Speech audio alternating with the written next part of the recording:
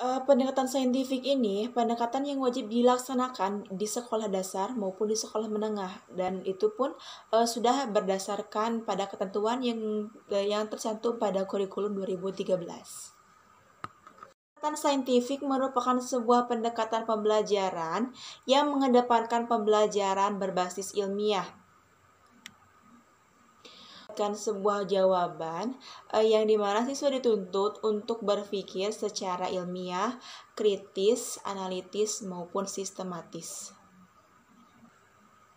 Pendekatan saintifik ini diarahkan oleh seorang guru agar peserta didik dapat merumuskan masalah dengan banyak bertanya, bukan hanya menyelesaikan masalah dengan menjawab. Selanjutnya, terdapat langkah-langkah pendekatan saintifik, di mana kita kenal yaitu adanya 5M. Yaitu 5M di sini. Yang pertama, mengamati, menanya, mengasosiasi, mengeksperimenkan, dan yang terakhir mengkomunikasikan ide-ide. Langkah yang pertama yaitu mengenai mengamati. Mengamati ini memiliki kebermaknaan pada proses pembelajaran, yang dimana mengamati ini memiliki beberapa fungsi.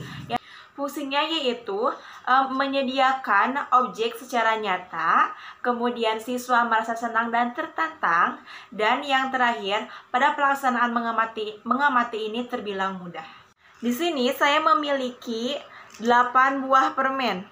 1, 2, 3, 4, 5, 6, 7, 8. Nah, ke-8 permen ini saya masukkan ke dalam sebuah mangkuk. Apabila 2 buah permen ini saya makan, berapakah jumlah yang tersedia di dalam mangkuk ini? Kita hitung bersama. 1, 2, 3, 4, 5, 6. Nah, sisa dari permen yang tersedia di dalam mangkuk ini berjumlah 6 buah. Ada beberapa langkah kegiatan mengamati, yaitu yang pertama, menentukan objek apa yang akan diamati. Yang kedua, membuat objek apa yang akan diamati. Yang ketiga, menentukan data apa yang akan diamati. Yang keempat, menentukan di mana tempat objek pengamatan itu akan dilaksanakan. Yang kelima, menentukan bagaimana proses pengamatan itu terjadi. Dan yang terakhir, menentukan cara dan melakukan pencatatan atas hasil pengamatan oleh anak itu. Langkah yang kedua yaitu menanya, yaitu kesempatan yang diberikan seorang guru kepada siswa secara luas untuk bertanya mengenai hal apa yang telah dibaca, diamati, maupun dirasakan pada proses pengamatan tadi. Fungsi dari menanya ini yaitu membangkitkan rasa ingin tahu peserta didik pada tema suatu pengamatan, membangkitkan minat peserta didik, kemudian menarik perhatian peserta didik tentang suatu tema pembelajaran atau tema pengamatan. Pendekatan saintifik yang ketiga yaitu mengasosiasi atau menalar. Kegiatan menalar atau mengasosiasi ini dilakukan untuk menentukan adanya keterkaitan antara satu informasi dengan informasi yang lainnya. Seperti contohnya tadi mengenai 8 buah permen. 8 buah permen ini termasuk ke dalam bilangan bulat pada materi matematika. Apabila kita asosiasikan materi matematika ini ke dalam materi PAI, nah kita bisa membagikan 8 buah permen ini kepada 8 orang teman kita ataupun kepada 4 orang teman kita agar terbagi sama rata, seperti itu. Dan materi PAI-nya bermakna untuk membentuk karakter siswa dalam berbagi dengan ini dimaksudkan untuk mengembangkan berbagai ranah tujuan belajar, yaitu ranah tujuan belajarnya ada sikap, pengetahuan, kemudian keterampilan.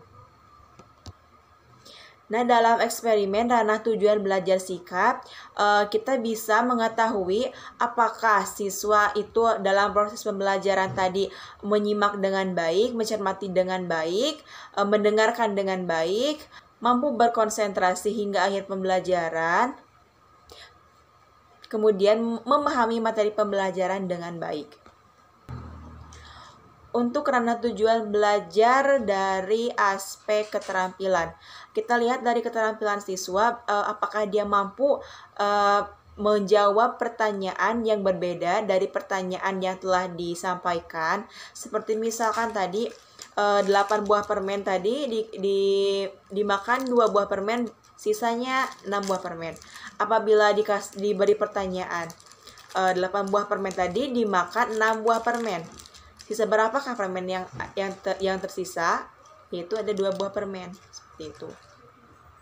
Untuk mengetahui ranah tujuan belajar dari aspek pengetahuan, kita bisa melihat dari bagaimana hasil belajar siswa, apakah sudah mencapai kompetensi yang diharapkan.